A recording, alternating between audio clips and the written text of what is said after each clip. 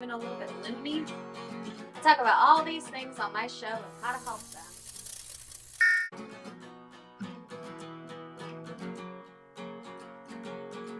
Have you felt lost, lonely, or maybe even a little bit loony? I talk about all these things on my show and how to help them.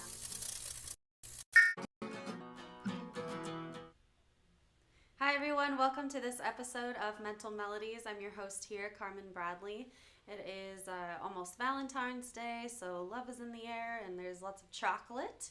And that's kind of what I wanted to talk about today. Not a chocolate entirely, but like health and autonomy over my health and the choices that I'm making. And I guess there are some things I did talk about last week that I felt like I could kind of piggyback off of, and one of those specifically was this idea of depression.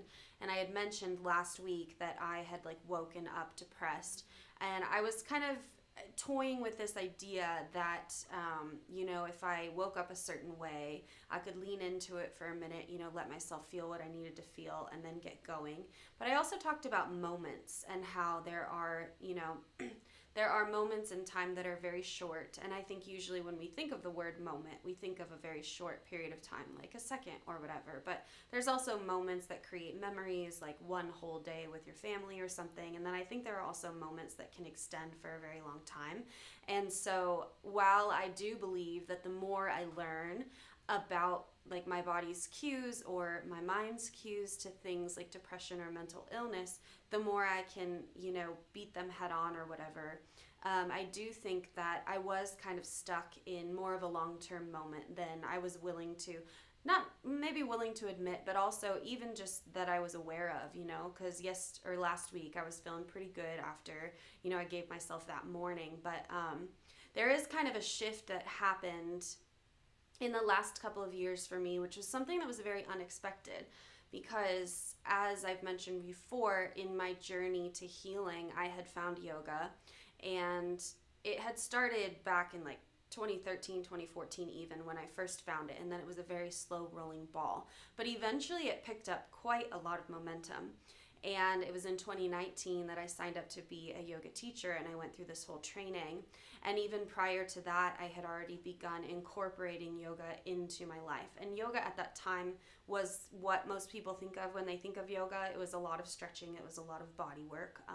But it was more than just that. It was the practice of embodiment, and it was a lot of developing of feelings that I needed about my body. I've mentioned multiple times my struggle with an eating disorder, or multiple eating disorders, disordered eating.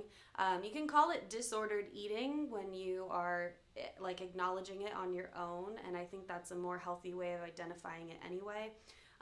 Yes, I did have all of the check the boxes things that you need to be assigned this title of an anorexic, which I actually wanted back at that time because it validated, I guess, what I was going through. But I think a lot of people have disordered eating even if they don't meet all of those boxes, and so we can talk about how to heal from that without having to even like dive into what would that mean for insurance purposes or whatever. I'm going on a bunch of like little tangents in my mind, but the gist is that I was talking about those moments in time that are longer, and what had happened in the last couple years is that I got kind of steered off course, where I had been doing yoga every day, and yoga began to evolve. Like I said, in the very beginning, it was mostly just stretching and embodiment, but then it became a practice in meditation. Even my reading was kind of lumped in with that, and it started to become kind of a religion for me. It was a way for me to see the world. There were values and beliefs that I just definitely aligned with, and so it helped kind of carry me through a lot of existential crisis that I was going through, having talked about growing up in like a Christian household and then not really knowing what that was going to mean for me. Yoga kind of really just supported me. Like there's so much to choose from in yoga, and like I said, it's not just like the body. So anyway, I was rolling forward with that. Like yoga was becoming my identity. That was kind of like all I did outside of work other than sing. And I became a yoga teacher. I eventually became a therapist, which incorporated all of this, and all of that is kind of also what led me here, which most of you, I think, know at this point. But in all of the life stuff that happened in the last couple years, and then in stepping away from being a counselor, I ended up like losing what we call in the yoga world our practice. And for a lot of people in the yoga world, it either means like meditating in the morning for a certain amount of time, or doing those stretches for a certain amount of time, whatever it is, however it is, that you are incorporating these practices in your life to support like the growth of your health, And I had lost that. And I've talked a lot about like consistency. And so that I have been in the last year pretty consistent about like going to the gym a few days a week. But I haven't been stretching. I haven't been really focusing on eating healthy either, which is, again, it was like weird for me to come to this realization where I was like, okay, while yes, there are a lot of things moving forward for me, I've got a lot of balls rolling, like mostly in my career, I was starting to feel that I was kind of like forsaking my body and forsaking my health, and I didn't know how to like incorporate that back in, because for so long it felt easy, like I had got the ball rolling and it was just so easy for me to jump into that practice. And so now I'm learning again about like how to incorporate more than one thing into my life. And I think this is a theme I've mentioned before, where it's like, you have all these plates that you're juggling. And I have had the habit of juggling too many plates for most of my life. And so in the past 6 months, I would say adding in like more consistent than just this like maintenance of I'm going a few days a week, or even one day a week, just to say that I went.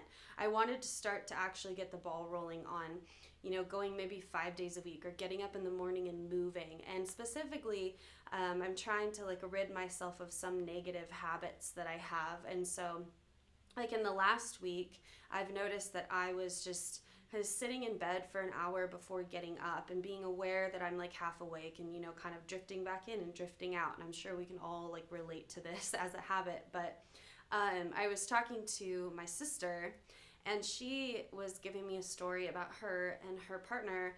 And she said something like, one time my partner just said, I don't want to be jealous, and he stopped feeling jealous.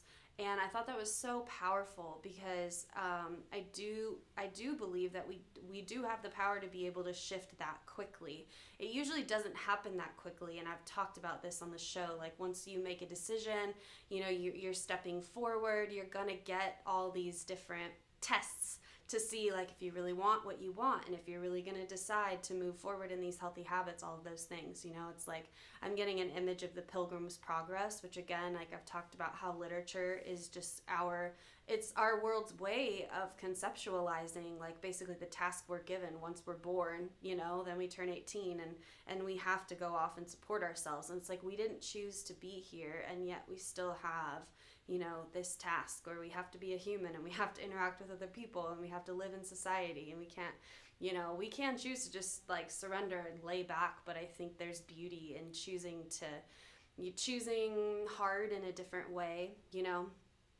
So anyway, that really hit me what my sister had said, because I've basically been this, I don't want to label myself as a lazy person, but in a lot of ways I've been lately, which I know people from the outside in don't see me that way, because they see all the things that I have been working on, and that is like coming to fruition. But specifically in this one category about like my health, I have just kind of been ignoring my body. And this is another moment I feel like I've come to, which I've come to this moment before on this show, where I've just realized like it's important for me to practice what I preach. So if I'm saying like you're experiencing these symptoms, you can heal them on your own, then I should be doing that also. And I guess I usually talk about that from a mental illness perspective. Like I've said, if you have, well, I guess I've said too, if you have, physical ailments, you can often heal them psychologically. So I guess on the flip side, then, like if you have psychological ailments, you can also heal them physically. And I think there's this symbiotic relationship between our mind and body that maybe I'm like finally clarifying right now for all of us. Because I think that it's kind of like a chicken or the egg sort of thing, because I've talked about, one of the symptoms of mental illness being like firing thoughts. And I've mentioned that like I experience those. And so I've again been learning that lesson in the last week about what is the source of that. Like if I notice that I have all these thoughts that I don't need to have, just like anxious thoughts or paranoid thoughts or thoughts about the future that are not productive, where I'm like too taken away from the moment, then what is the antidote to that? And while much of what I've been emphasizing lately has been in childhood trauma, like go deep, find out where it started, get that out of your body, blah, blah, blah. I think there's power also in acknowledging that we continue to experience things that can cause symptoms, you know? And so it's not always that the source of it is from your childhood.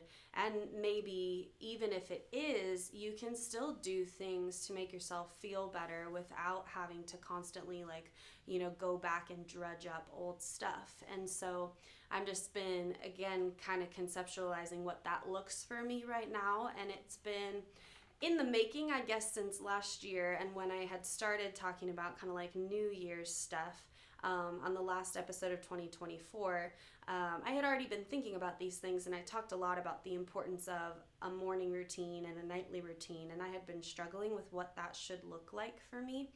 And I think I'm finally getting there, which it's so interesting how timing works out, because it was just the Chinese New Year. And I was talking to my friends about how that felt much more like a new year than the actual New Year's did. And I've mentioned multiple times in the last few weeks just about this resistance that I have during the winter to kind of move forward. So I'm reminded of what I was saying just a few minutes ago about how I need to be honest with myself, because I could totally lean into that, you know, where I'm intellectualizing something and I'm making something make sense for me in order to stay comfortable. So it's like I keep telling myself it's winter, like you can continue to eat unhealthy things and you can continue to stay in bed. But then there's this other side of me that's like, well, you have control over it. And if you're feeling like your body needs to move a little more than you've been moving, then it's time to get up and start moving. And so I guess I'm reminded now of this image of motivation, where a lot of people think that motivation, you know, it's like I have something in front of me and it's pulling me, and it's this active thing that I can just, if I have it, then I'll move forward, undoubtedly, because it's like taking me there. But in actuality, motivation is a result of an action that you take. And so motivation will continue to grow and that ball will continue to move more quickly, but you have to make the choice to take the first step.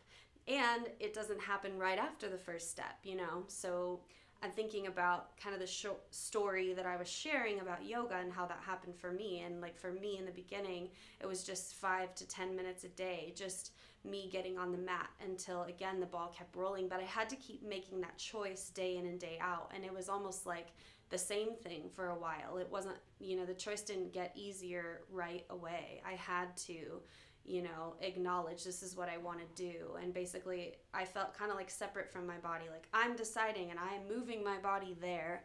And then eventually, after a few years, it was intuitive for me, where every single day I could give my body the release that it needed. And at that time, and even still now, because that's something I'm talking around something, but at that time I was recovering from a lot of trauma. And so right now I'm acknowledging that a lot of that trauma is still there for me. And so I'm managing like what my triggers are. But for the most part, like my point is that I'm acknowledging how my choices that relate to my health and my body really affect that. And it's just so interesting to see, again, just the different relationships between all of these things. And so like today I did get up a lot sooner because I had been talking to some friends about this concept, and I was like, you know, struggling. They were saying there's this countdown method that Mel Robbins uses, like 5, 4, 3, 2, 1, and then you just do it.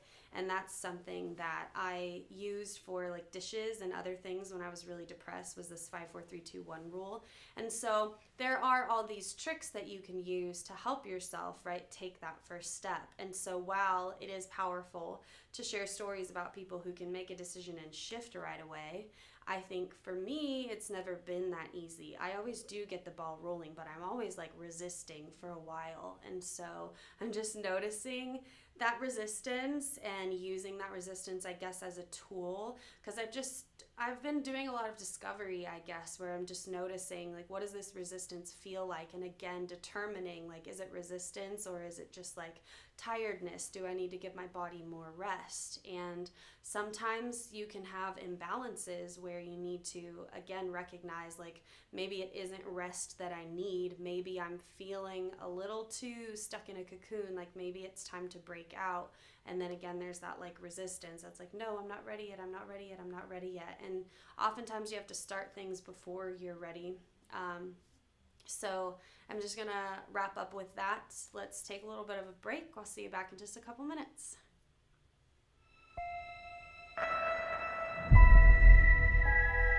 The year is 2980, and we now know that death is not the end. A soul can be extracted from the recently deceased and be used to create a blue liquid called essence. It can bring a person back to life. We'll get her back. I hope so. It's an expensive process used by the rich and powerful. The rest, they do what they can to survive. Stay right there. You told me you're hiding from some dangerous people. Let's knock on the door. I spent the last year searching for the Deep Star. A bounty so big that the entire galaxy could be yours. People have been looking for the Deep Star for years. It can't be found. It's because they can't find the distress beacon. I know where it is. If we find the Deep Star, we could get enough credits to bring Mom back. Blast off. Guys, we have company. You can run, but you cannot hide. Prepare for impact.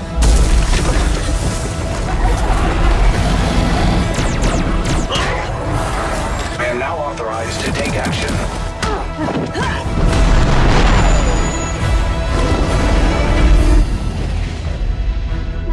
And now you die. No!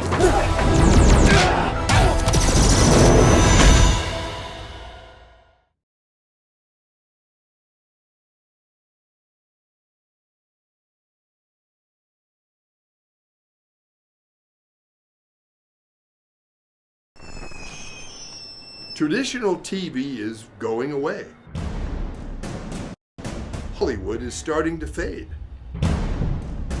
People are demanding real stories from real people. Our voices are now being heard in our own way. Podcasts, Facebook, Twitter, YouTube, and TikTok Live are becoming the norm. Internet TV has now reached the highest demand in human history. Social media shows is now the new media of the century.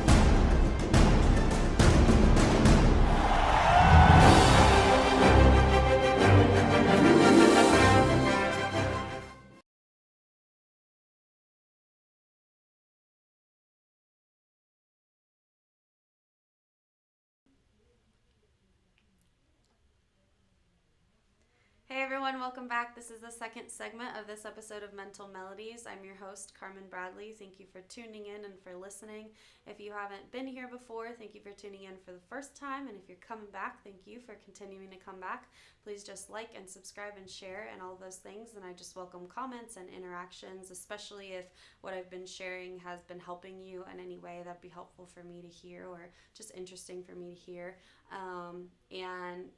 So I was talking about healing as always and I stopped myself because I was feeling like a topic shift, and I was thinking about how a few weeks ago I was like, I'm going to talk about chakras, and then I had so many things pop up for me that I felt like inclined to share. Like last week I was very, very vulnerable, and so this week I kind of feel like I'm getting back on track. It was almost like the last 2 weeks with this giant sidebar, but there is value, in all of that, and in especially I think in my story, and because the stuff that I talk about that I'm dealing with and that I'm, learning how to handle or how to manage, or even beyond that, like how to move past, everything has a story, and so knowing where I came from, I think really helps. And it helps to conceptualize these things where, if I'm arguing that many things do have a root in childhood trauma and there's value in going back there,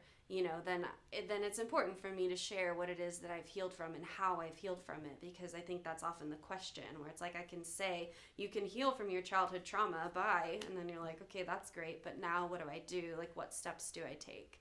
I had a lot of clients that would ask me, like, can you just give me a book that tells me like how to heal from life? And I think this is the closest thing that I can do, is just share my story of how I'm healing.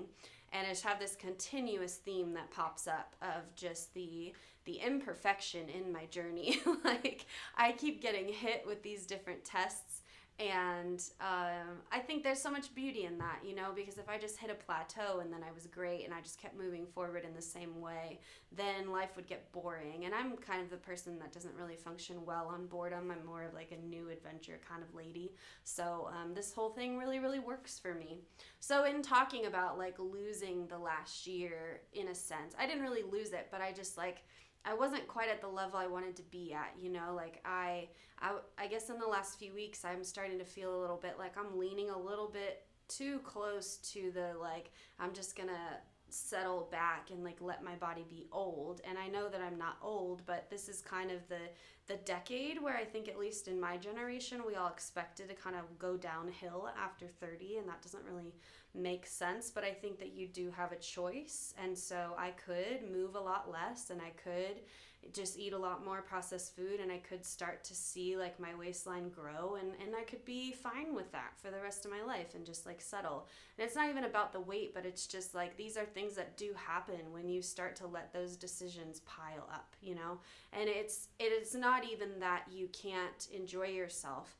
I went to a beautiful little workshop at the place that I don't remember, with a presenter whose name I don't remember, but the point was, she was talking about oxidative stress, and I was just thinking about this before I started the episode, how her talk was very similar to talks that I have had about how emotions build up in your body.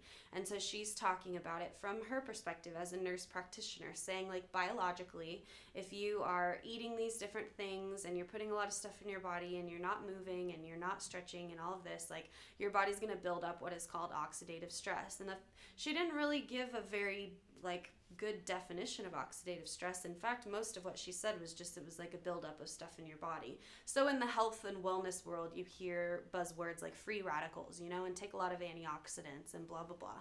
And much of her solution was in products. And, it's like we have this kind of cycle in America where we take in, and then we take in more to remove our body of the stuff we're putting in us that we shouldn't be putting in us. And it's this constant cycle of like, I hope I can keep up with all the shit that I'm eating and like the stuff I'm seeing and all the stress that I'm under. And so again, I'm at a space where I feel like I know.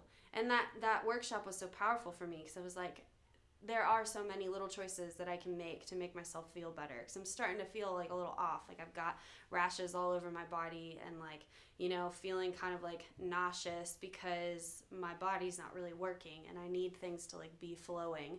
And so that was kind of where I left off in the first segment, because I was thinking about, again, where I left off when I was talking about chakras, and I was kind of talking about the first and second chakra. So if you're just tuning in, chakras are just a way of understanding the energy centers in my body, in our body, and how they can get blocked and how they can work more effectively. And a lot of this is related to different like Eastern medicine, so Chinese acupuncture views the body in a very similar way, where there are energetic channels. If you've ever seen an acupuncture like chart, there are a bunch of lines drawn to different nerves and the pathways that are connected to your different organs. So like the acupuncturist is not just like sticking needles in you randomly. I think if that were the case, nobody would go visit one. They are doctors, and they know where to put the needle based off of your symptoms in order to clear your energy so that things can be flowing. Like, if you think about it, if you have a headache, we're often describing our headaches as like, there's a lot of pressure in my head. And so if there's a buildup of something like stress, inflammation in your head, then you're going to want to release that, and that same idea applies all over your body. I referenced the untethered soul much in previous episodes, and I mentioned this one chapter, I think it was 4 or 5, where he talks about the heart. And he centers in on this idea, and he centers in on specifically the heart area as a place that can get closed and opened. and closed and opened. And he talks about the power of like choosing to keep your heart open, and he talks about how you can do that. Like you can tune in intuitively and energetically to your heart center, and you can open it up if you need to open it up. And I remember arguing then that I was like, his chapter's a little bit limited because he only talks about the heart. And while that is valuable, you have many different energetic channels in your body that you need to pay attention to.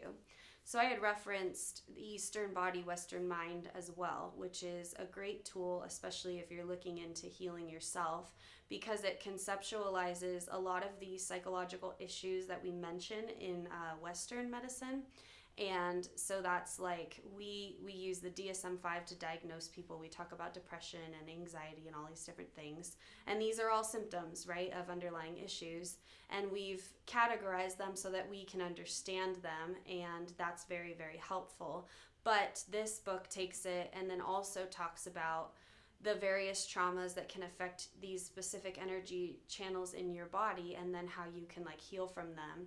And I think even more than anything, that book is more about awareness, which if you think back to like when I had my friend Nate on the show and we were talking about the power of awareness, it's just so necessary for you to be able to bring something to the forefront in order to heal from it, right? You need to know why it happened. You need to know where it came from. And again, there's that balance of like, okay, now I know why, but what do I do with that, you know? And there's all these different techniques that you can use to heal from like that childhood trauma. But if you're just starting with your body, you can start to pay attention to like how your body feels in certain areas. And that's kind of where I was at with yoga at the very beginning, was just paying attention to my body in general and like all these different places that I felt like energy was stuck. And we talk a lot about the hips in yoga, you know, and like yoga teachers will say stuff like all of your emotion sits there. And again, it's this overgeneralization for sure, because not all of our emotions sits in our hips. And I'm not 100% certain if there's a lot of claims that yoga teachers make, because we have like 200 hours of training and then we're thrown into it. And so people are just throwing around all these facts that they learn about like, well, this specific emotion sits here and this one sits here. And maybe that's true and maybe that's not. I'll have to like look into that. But the point is that like it can sit anywhere. And I've talked about my journey with like being diagnosed with lupus, and then acknowledging and admitting in the last couple episodes that like I need to, this is like where I'm at right now, I need to acknowledge that this diagnosis is not a forever thing, even though that's what they told me, especially when I was a young kid. And it still might be a forever thing, you know, but I need to see it as something that I have control over and that I can change, rather than seeing it as a forever thing, because then like healing is never possible, you know. And if you think to like manifestation, that's that balance of knowing that like one day I'll get to a point where I won't have flare-ups, you know, like I won't have rashes all over my legs, I won't have this feeling of being stuck in my body, or like my GI system will work, you know, and it will work day in and day out, and I won't ever get back to that place where I'm like, man, I'm starting over again. But you have to allow for like life to kind of knock you down sometimes, again, to emphasize the point that like that's the ultimate like manifestation goal, to get to that point where I feel healthy every single day. But if I got there now and I didn't have anywhere to go from here, then I would have, for one thing, a lot less to talk about. And again, it would just be, I don't know, it would be more, I want to use the word heaven, but I'm like, maybe that is the goal. Maybe that is what I want. But it's just like not realistic, I guess, to expect that it all just goes away right away. And I think, at least for me, I've learned that there are, so let me give you, I guess, the example of like the heart center. I was thinking to how I've been talking about grief a lot on this show, and I've been talking about my brother and my dog. My dog, like most recently. There are like two sides to each energy center, like the positive side and the negative side, I think you could say. So like your heart center is open to love, and when grief happens, your heart center usually closes. So it's like we can predict that at any given time, some of our energy centers are going to be affected. Like it's not just going to be open and flowing all of the time, even though, you know, I'm saying that's the goal. But I think it's always this like balance. And we talk about this in yoga. Like if you've ever done a balancing posture, Like I used to say stuff like, make sure that you can feel like your big toe on the ground and rock back and forth. And what you notice in a balancing posture is that you're not 100% still. Even when I'm standing here, I'm not like 100% still. It's easier. But what you're learning about in yoga is that concept of like being able to put a little bit more pressure if you feel like you're being pushed this way, or put a little bit more pressure if you feel like you're being pushed that way. And the same concept happens in life, where if you feel like you're being like thrown to the side by something in life, then you have to be able to adjust to that. So if, for example, the passing of my dog affected my heart a lot of bit, then I need to adjust to that, and I need to find a way to like accept what happened and open my heart up again to love, and find new ways to find that love and positivity without getting stuck in like the sadness, And so I'm just reminded of this constant kind of theme that I bring up about meeting things like right when they come to you, because I do think, again, when I'm talking about these moments that I get stuck in, that like sometimes we do need to acknowledge that there almost is no other way sometimes we have to just like go through something. My friend Audrey said something like, go through the narrative to get through the end. And it's like, or you need to ride the wave till you hit the shore. Like sometimes that wave is really short and it's just one feeling of sadness. And sometimes that wave is like a few weeks of struggling and wondering and like trying to make plans and fighting yourself and all of this until you like wake up one day and it's a little bit easier. Like today was a little bit easier to get up. So anyway, let's take a little bit of a break and I'll see you back in just a couple minutes. Hello, everyone. This is Joseph Skoda with Social Media Shows. Well, I thank all of you for your support through these last several years, and it's been a lot of fun. We've given people a voice they never had before. Now, Social Media Shows is always collaborating with our veterans to help them do things and help out the veterans who are struggling today. And we teamed up with GI Connections, connecting veterans with resources. So please consider helping and donating to this great cause, because we're always doing things for veterans. So GI Connections, Social Media Shows, and you is what makes the world a better place. Once again, Joseph Skoda, proud United States Air Force veteran.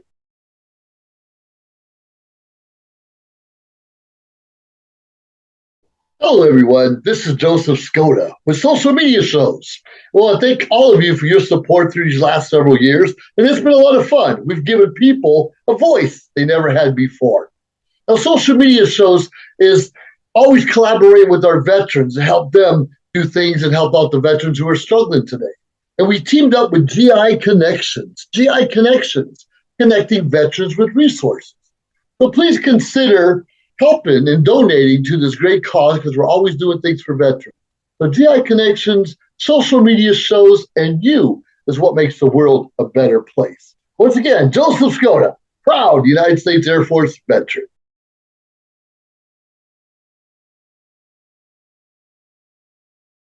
Hello, everyone. Hi, I'm Deacon T with Modern Word Ministries. It's great to be with you today. Just a short little promo for our show. Every Sunday morning we have service, and you can follow us at 10 a.m. Pacific time on modernwordministries.org.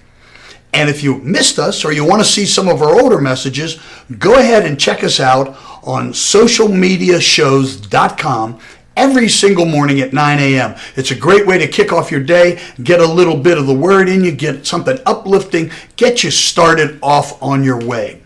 If you're looking for prayer, or you need some help, reach out to us. If you go to our website, again, that's modernwordministries.org, you can interact with me via telephone, via DM, text message, whatever you want. I'll get right back to you. So if you need prayer, you need help, you just need somebody to talk to, Modern Word Ministries is here for you. We are your church in the community. So until you see you next time, be blessed, everybody. Bye-bye.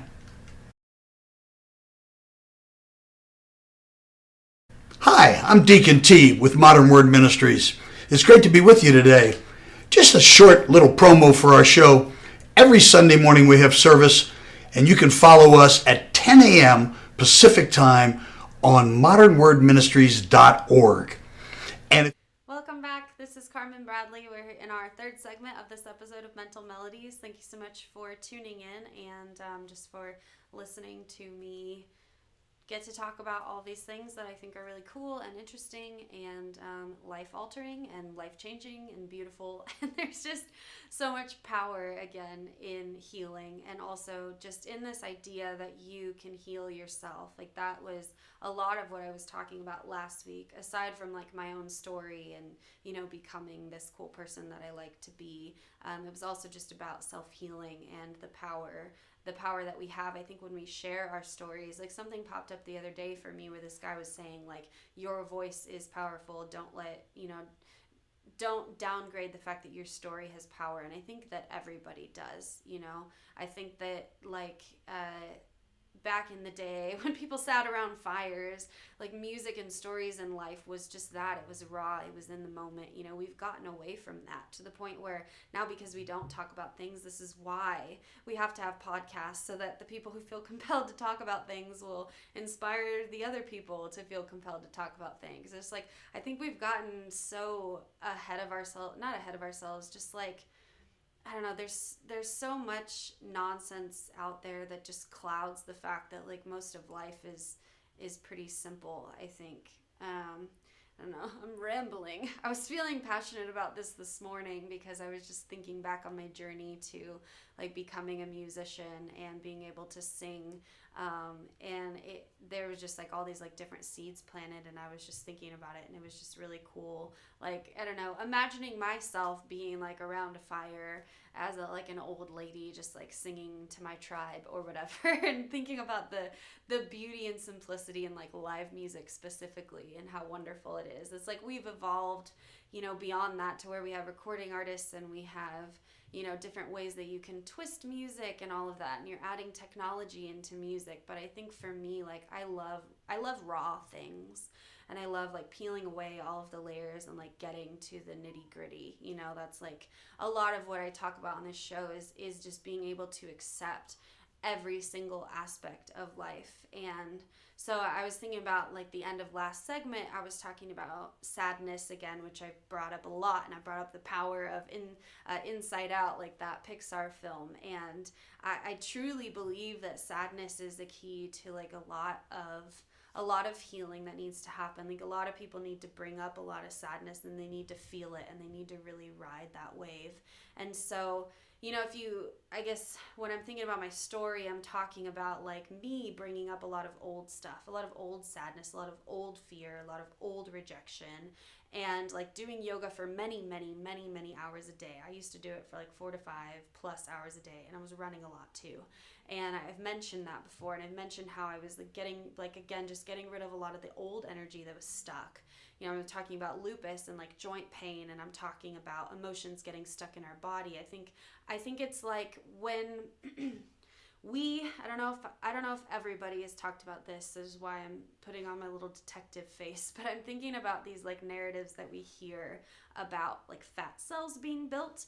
And this narrative that we're told, you know, about how, like, your fat cells just start to grow, and essentially they just, like, stick anywhere that they want to.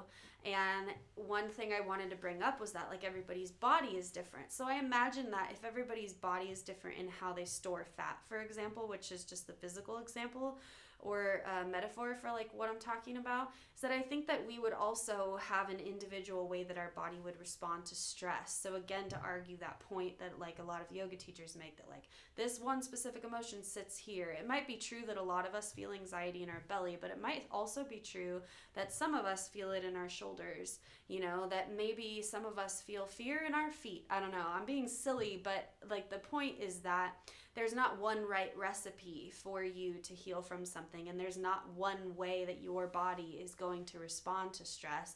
Like, it is a coincidence that Maria and I both have rashes when we are stressed. She was talking about that before the show. We're just on the same wavelength.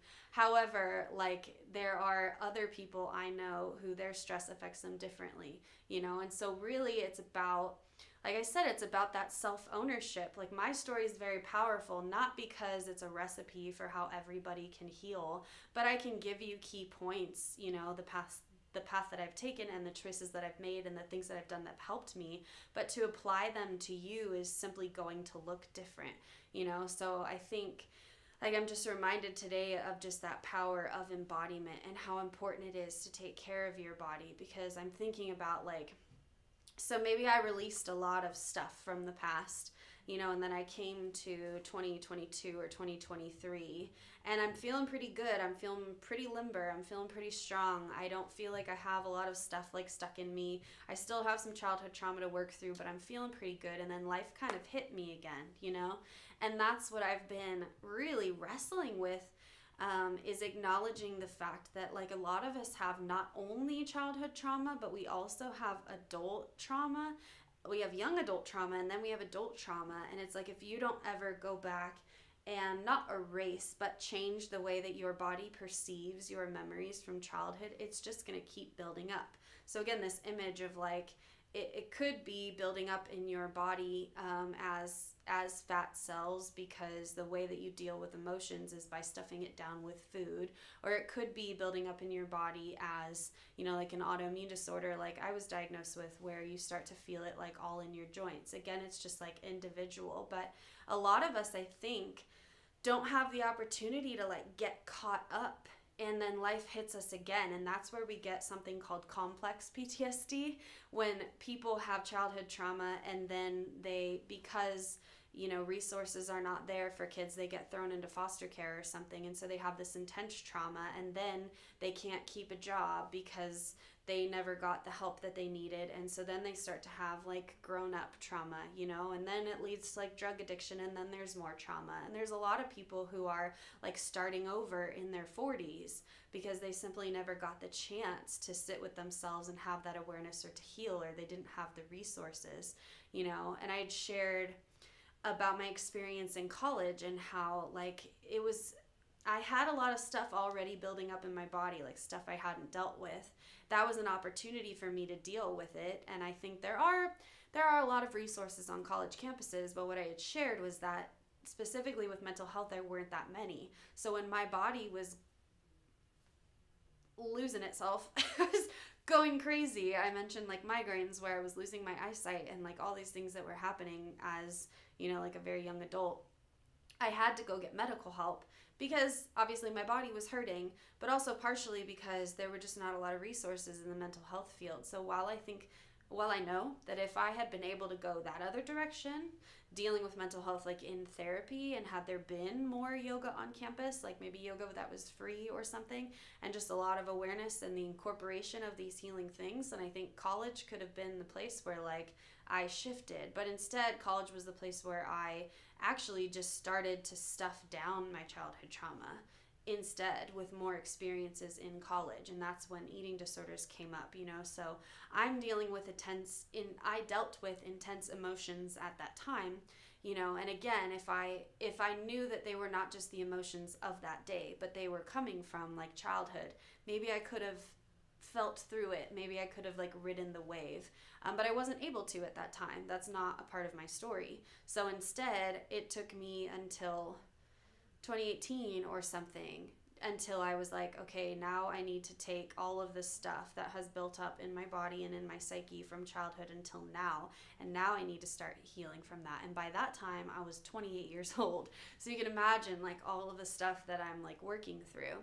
So the point I guess I'm trying to make now is that, like, so I'm saying that back in 2022, I was feeling pretty good, and I felt like I had, like, cleared myself of a lot of the pain. Like, I wasn't having rashes anymore. Like, I was feeling pretty healthy. And then I went through this traumatic relationship, and things started to get triggered again, like, from childhood, and I'm starting to feel unhealthy again through that time.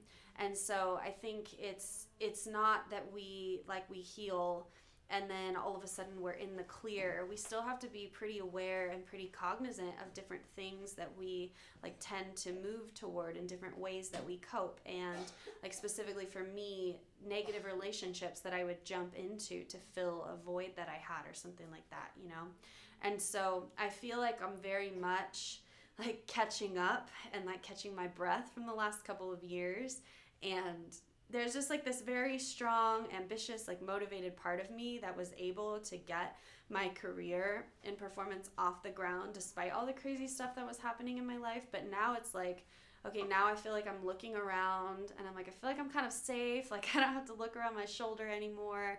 I'm a little bit more settled. And so now how can I add health into my life in order to make sure that I don't build more up? Because what could happen, like I was mentioning earlier, is that like I could continue to make choices that I know are not super healthy for me, and I could continue to do that, and I could start to feel a little bit more fatigue and like start to use like more coffee or different things to get through the day, even though I might need more rest, and start ignoring my body's cues.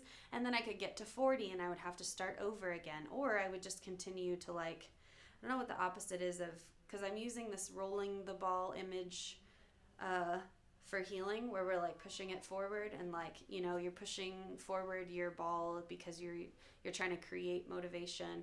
But there's also this, I don't know if it's a backwards moving ball. I'll have to come back to you on this image. But what happens when you get stuck and you settle, and then you, like, we use this term in our negative body image language where we say like you let yourself go. What is that image of letting yourself go? Like, I think maybe it's different for everybody, but obviously there's this balance, you know, between giving yourself the chance to have pleasure in your life. You know, like you can still eat cake on your birthday kind of thing. I'm not saying that the best option for me right now is to like go back to when all I was doing was eating vegetables and I had very like strict rules. I'm in a point in my life where I've learned so much about healthy habits that I know that that's not the way to go. But the thing that you need to do if you are living life as a human being in this society is acknowledge that we are constantly taking things on, that we will experience another loss in our life. And so the best thing that we can do is to incorporate these practices so that we can feel every wave when it comes. Again, this is like just a reiterating foundational conclusion that I keep making of like, really the best way to live life is to feel whatever comes up when it comes up, you know? So anyway, there's like a slew of different things that I need to explain about what that means for trauma and what I'm actually talking about. So let's take a break, and I'll see you for our last segment in just a couple short minutes. Hi, T. It's great to be with you. Just a short little promo for our show. Every Sunday morning we have service, and you can follow us at 10 a.m. Pacific time on modernwordministries.org. And if you missed us or you want to see some of our older messages, go ahead and check us out on socialmediashows.com every single morning at 9 a.m. It's a great way to kick off your day, get a little bit of the word in you, get something uplifting, get you started off on your way. You know, if you're looking for prayer or you need some help, reach out to us. If you go to our website, again, that's modernwordministries.org, you can interact with me via telephone, via DM, text message, whatever you want. I'll get right back to you. So if you need prayer, you need help, you just need somebody to talk to, Modern Word Ministries is here for you. We are your church in the community. So until you see you next time, be blessed, everybody. Bye-bye.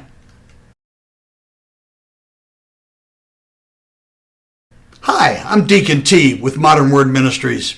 It's great to be with you today. Just a short little promo for our show. Every Sunday morning we have service, and you can follow us at 10 a.m. Pacific time on modernwordministries.org.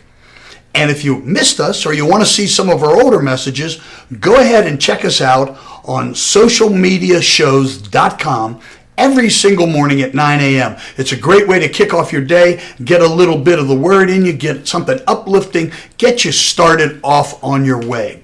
You know, if you're looking for prayer or you need some help, reach out to us. If you go to our website, again, that's modernwordministries.org, you can interact with me via telephone, via DM, text message, whatever you want. I'll get right back to you. So if you need prayer, you need help, you just need somebody to talk to, Modern Word Ministries is here for you.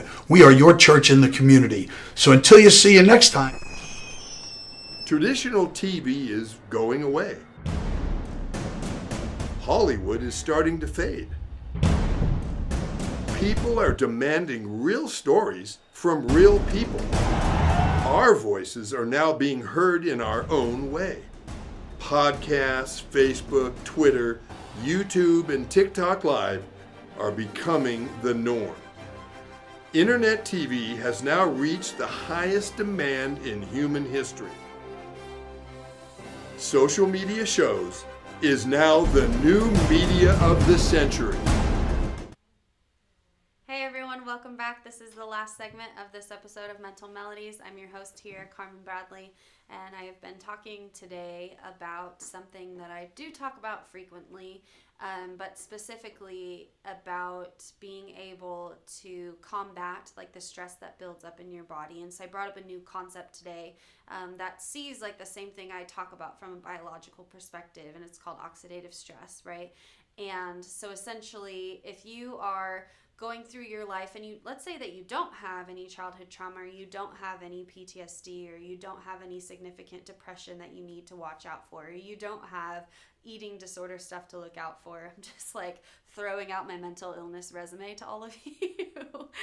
But if you are not somebody that has all of those things, but maybe you're just experiencing some physical symptoms, like your GI tract doesn't work as great as it could, or you're feeling a little more tired than you should, you want more energy, or like your skin doesn't look so great, then you have power over that. You have power to change that.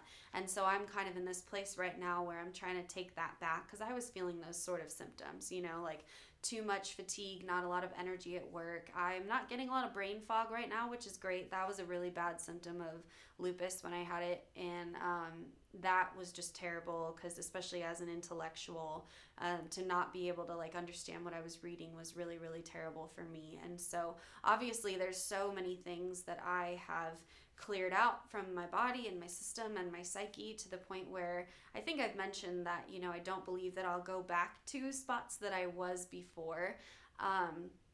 Like in acknowledging that I've been stuck in kind of a depression for the last few weeks, I also acknowledge like the beauty of being a part of like my little dog's life, and then him leaving. There's also things that I could acknowledge that are valid, like February is actually the month that my brother died, so that anniversary will be coming up next week. Yeah, I think so. So it's those are things that your body does remember, it's like from a trauma perspective. Again, if we're talking about all of this and like how to heal and how your body is connected to like your mental illness. Here's another book for you called The Body Keeps the Score. They actually flashed that book at the end of, I don't remember if it was Smile. I think it was Smile. It was that horror movie, and it was basically about healing from your trauma. And it was metaphorical for that, and it was metaphorical representation of how your trauma like finds you. The ending I think is ironic, because I think that the message that the filmmakers were trying to get at was that like if you overcome shame and stuff, that you will be able to walk away from your trauma. There was another horror movie out that was about that also, that I think I might have mentioned before, the one about she was like a priestess or something, one of those exorcist movies, but I noticed that it was also just an allegory for the story that we have of overcoming trauma, like the power of shame and getting rid of toxic shame. And so I love that all of that is out, like in pop culture, but I think that a lot of people they just watch it as a horror movie, and maybe not really think about what it means for them or what it's supposed to mean. And that's the power of English teachers, right? Because we do that. We tell you how to analyze a movie so that you can think about it instead of enjoy it. But anyway, I think I think that I've made my point mostly, I guess, today, just about how important it is to not constantly, but just to every day, like make a practice of making your health a priority. So that's something, again, that I'm just like adding back onto my plate. So since you all know that I'm just experimenting with this life, I'm sure that you'll hear many updates about this project that I'm on in the upcoming weeks. But what I'm doing right now specifically, I guess, as like a habit change, is getting up right when I wake up. And today I didn't do that. Today was the day that I sort of did that. And the last few days I said I was going to, and I didn't. And today was better because I was in bed not as long, but I still didn't get up right when I woke up. And I have this thing where I'll stay up too late, and that's part of the problem. So like right when I woke up this morning, I didn't feel like I was fully rested. I think if I'm really following the plan that I want to follow, then I would get up no matter what, just what I used to do back when I was running a lot. But I'm always trying to find balance. And so not only do I feel that I won't go back to certain periods that I've had in my life that were really dark. Like I will never be as depressed as I was after my brother died. I don't think I'll ever be fully agoraphobic again. I get to those places sometimes where I just don't want to leave the house. If you don't know what agoraphobic means, you know that lady in the I Am Sam movie where he's mentally declined and he has a daughter and they're trying to take the daughter away from him, and there's this lady that lives across from them that plays the piano and she never leaves her house. That's agoraphobia, and it's actually just as extreme as they make it look like in the movies, where I would go to work. I did go to work, but then I would come home and like I would order groceries and I would barely pop my head out the window to make sure I didn't have to talk to anybody and like slide my groceries inside. I would avoid text messages, avoid messes, like all of this. And so again, these are all these like crazy intense things I had to heal from. And so now I'm on a very micro level of that. I talk about like micro and macro a lot on this show too. And it's like interesting because I'm going through the same struggles, and there can be a frustration in that where it's like, I thought I already learned this lesson. Like I've already started over before. I've already had to tell myself like get up and go to the gym, or like value your body. But it's not as intense as it was. And that's the beauty of the healing process. Again, with this image of like getting the ball rolling. The ball is already rolling for me, and I have to give myself credit for that. I've been pretty consistent over the last year.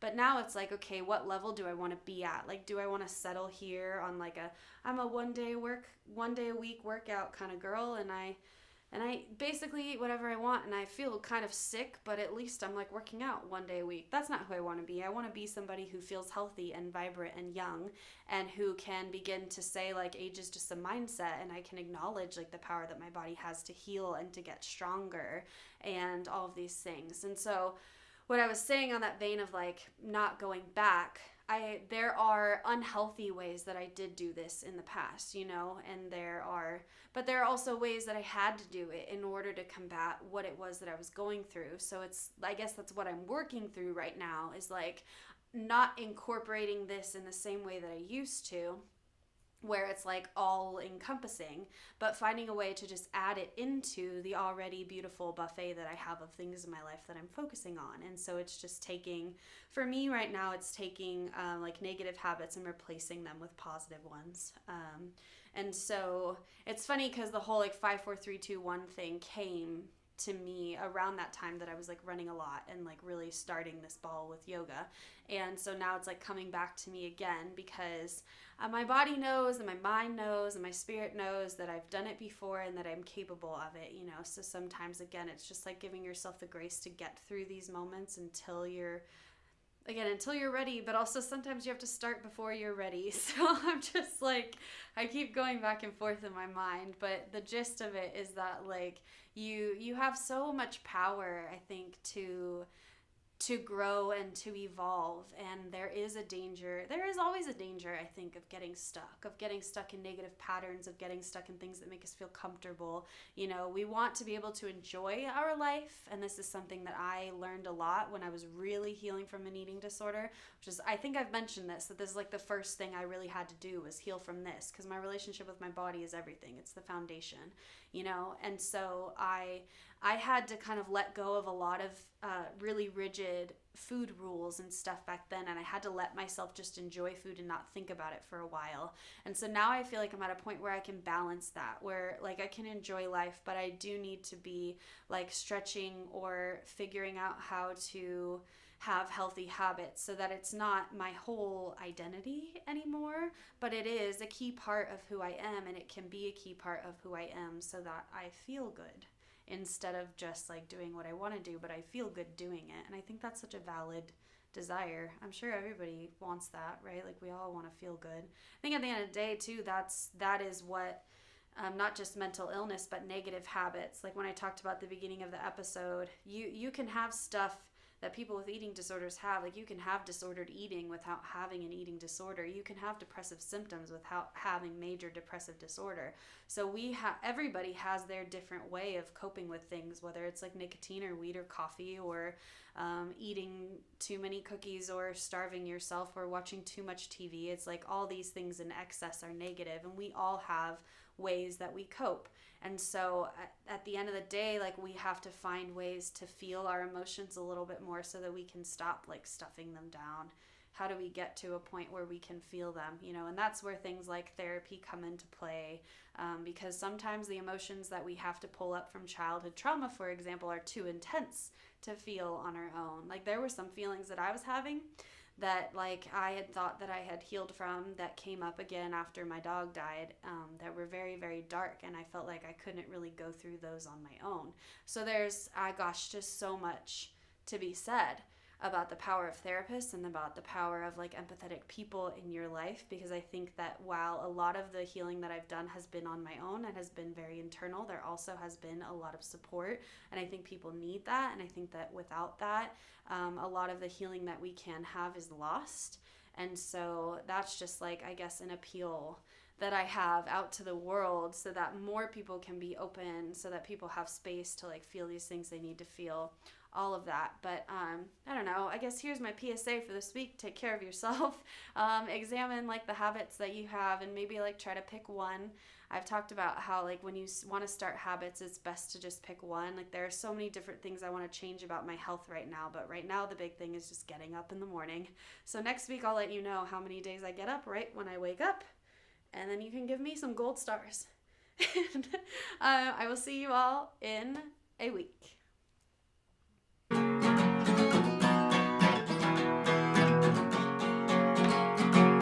Have you felt lost, lonely, or maybe even a little bit loony?